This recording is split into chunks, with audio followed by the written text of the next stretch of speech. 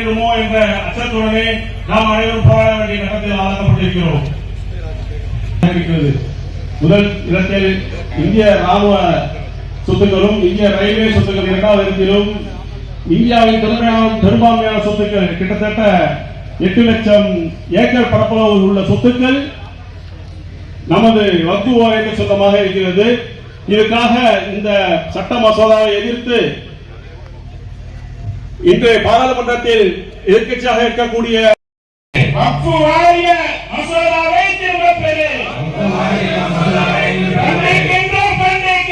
கண்டிக்கின்றோம்.